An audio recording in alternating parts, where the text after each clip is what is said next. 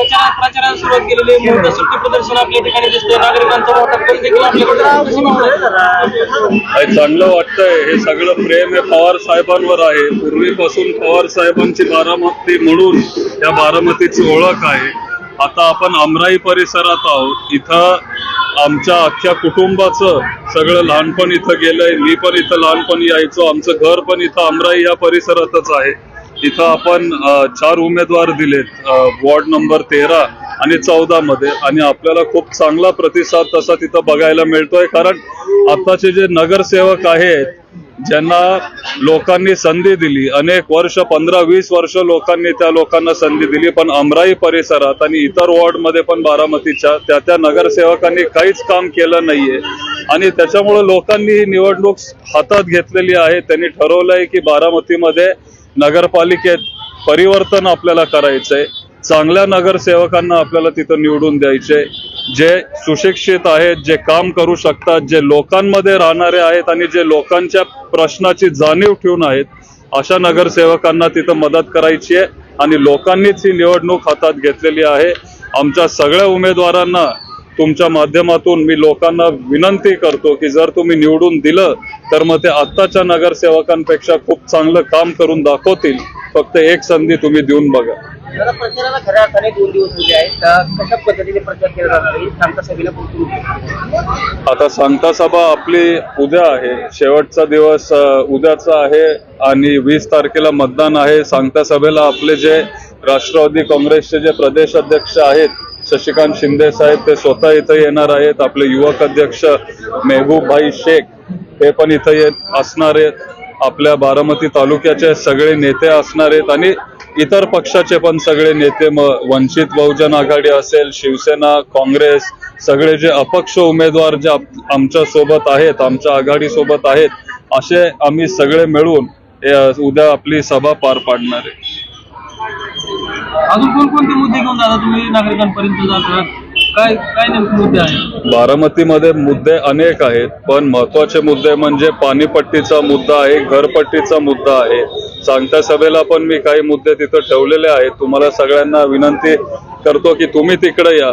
तिकडे नवीन आम्ही काय करणार आहे किंवा लोकांना आश्वासन आम्ही काय देणार आहे. येणाऱ्या 5 वर्षासाठी जर लोकांनी आम्हाला मदत केली तर पाणीपट्टी आणि घरपट्टी ही आम्ही थांबवू, हे आमचं पहिलं तिथं आश्वासन असणार आहे.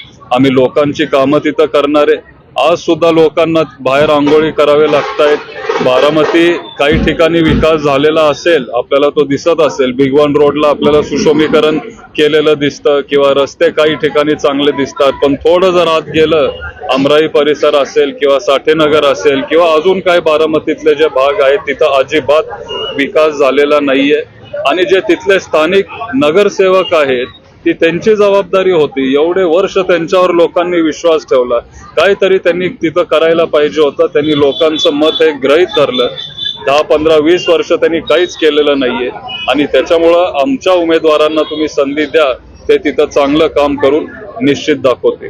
पत्रेवाल्यांचे देखील मुद्दा होतोय, कारण की त्यांचे स्टॉल उठवण्यात आले होते. जे आता नवीन जे गाळे बांधण्यात आले त्याला डिपॉझिट देण्यात आले, परंतु ते दिलं जाणार नाही अशी देखील नाही. डिपॉझिट आणि ते मागतायत. मी तर ऐकलं की 15-15, 20-20 लाख डिपॉझिट ते मागतायत. एवढे पैसे तर या लोकांकडे नसतात.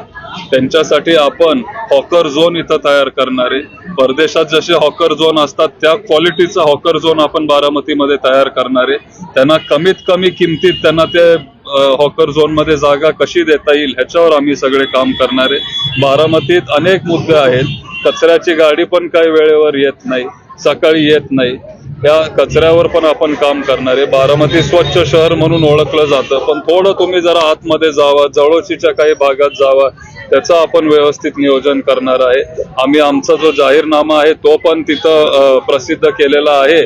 त्याच्यावर आमचे सगळे मुद्दे तुम्हाला वाचायला मिळतील आणि उद्याच्या सभेत अजून खोलात जाऊन अजून डिटेलमध्ये हे सगळी गोष्टी मी तुम्हाला सगळ्यांना सांगणार आहे. आधारभूमी असेल, चांदवडी असेल, जवळची असेल, ग्रामपंचायत मधून नगरपालिकेत गेली 12-13 वर्ष झालं समाविष्ट झाले, तिथला विकास रगडलाय, त्यावर काय सांगाल? तिथला विकास रगडलाय कारण ज्या लोकांवर तिथल्या स्थानिक मतदारांनी विश्वास ठेवला त्यांनी तिथं अजिबात काम केलं नाही.